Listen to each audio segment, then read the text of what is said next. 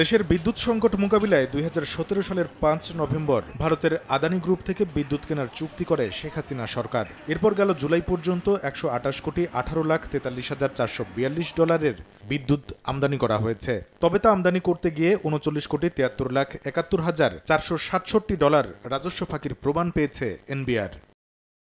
এ অবস্থায় শনিবার রাজধানীতে এক সেমিনারে আদানির সঙ্গে করা চুক্তি নিয়ে প্রশ্ন তোলেন অর্থ উপদেষ্টা। তবে জানান তাদের পাওনা পরিশোধে সময় চাওয়া হয়েছে। আদানির ব্যাপারে তো কোনো করই দেওয়া হয় নাই, কত ৪,০০০ না ৫,০০০ কোটি টাকার মতো। তো এটা একটা কোনো ডিল হলো কোনো রকমের। সেদিন বোধ হয় $100 মিলিয়ন দেওয়া হলো, আদানিকে বোঝানো হলো তোমরা পাও টাকাটা আমরা দেবো, কিন্তু আমরা এটা সময় মতো।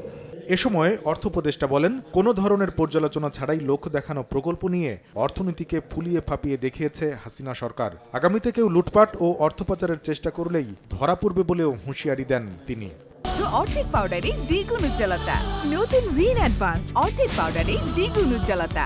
অনেক প্রজেক্ট নেওয়া হয়েছে যেগুলো করে ফিজিবিলিটি হয় না, পাচার করার টাকাটা হয়তো আনতে সময় লাগবে। ভবিষ্যতে যদি টাকা পয়সার টাকা পাচার করা যাবে না, ধরা পড়বে।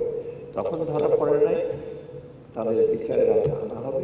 সেমিনারে প্রাতিষ্ঠানিক অস্বচ্ছতা ও জবাবদিহিতার অভাবে দেশের আর্থিক প্রতিষ্ঠানগুলো ভুগছে বলে মন্তব্য করেন শ্বেতপত্র প্রণয়ন কমিটির প্রধান ডক্টর দেবপ্রিয় ভট্টাচার্য।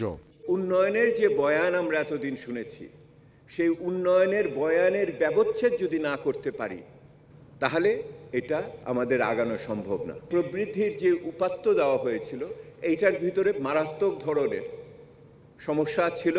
কামরুল হাসান সবুজ, সময় সংবাদ, ঢাকা।